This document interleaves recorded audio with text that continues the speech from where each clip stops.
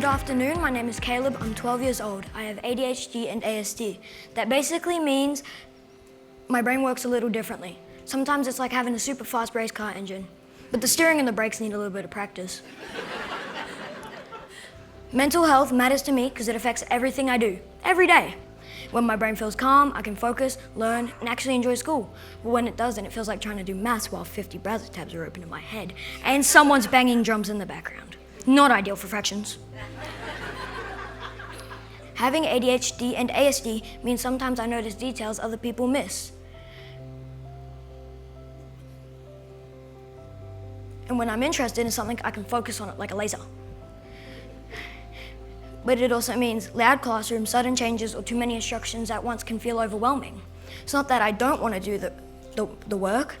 Like Google Maps, sometimes my brain needs a new route to get there. Sometimes I do feel different from my friends. It can feel like everybody else got their How School Works manual, and mine came drenched, and missing a few pages.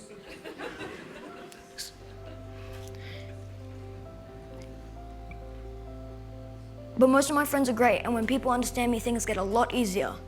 Teachers can really help when they listen and give support that actually works. But sometimes it feels like they think I can't do things for myself. I don't want to be treated like I'm made of glass. I still want challenges and chances to prove what I can do. One thing that can make kids like me feel separated or different is when we get pulled out of class or singled out in front of everyone. Sometimes it feels like standing under a spotlight when all you really want to do is get on with your work and sit with your friends. But the good news is there's practical things schools and governments can do to make things better. First, increase funding for school-based counselors. When students have someone trained to talk to, small problems don't turn into big ones.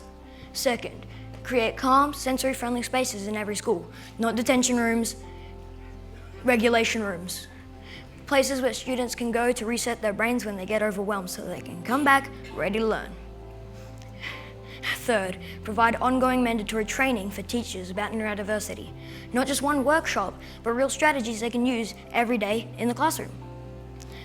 And fourth, shorten diagnostic pathways by helping schools work more closely with health services. Waiting years for an answer does not help anyone.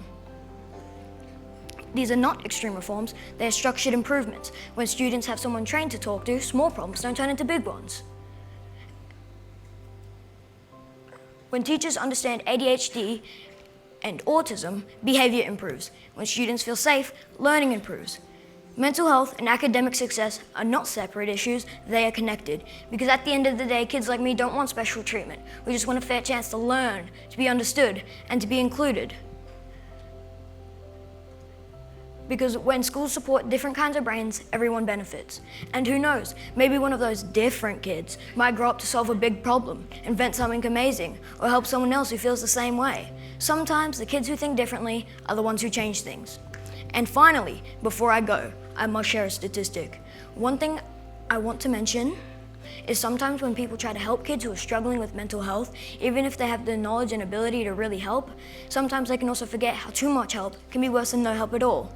In schools, for instance, too much help there changes it from a place for your kids to go to learn and ends up being more like a daycare, with kids running wild. Not just that, most kids placed in these school inclusion programs, like me, are bullied for it and have a 50% higher chance of having depression and anxiety. One thing I hate is discrimination. Every human on earth has one thing in common. It's that everybody has imperfections, and nothing nor nobody is perfect. Even if you think you are, you're not. Imperfections are everything, not just mental health, as the human gene cannot perfectly replicate itself. With this logic, there's no such thing as normal. The only reason I'd felt I'd needed to say this is because every day, 75% of the kids suffering from autism and ADHD are bullied. Every single day.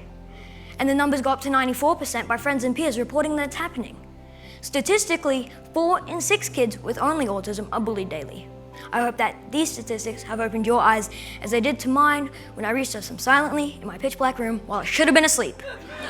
Thank you!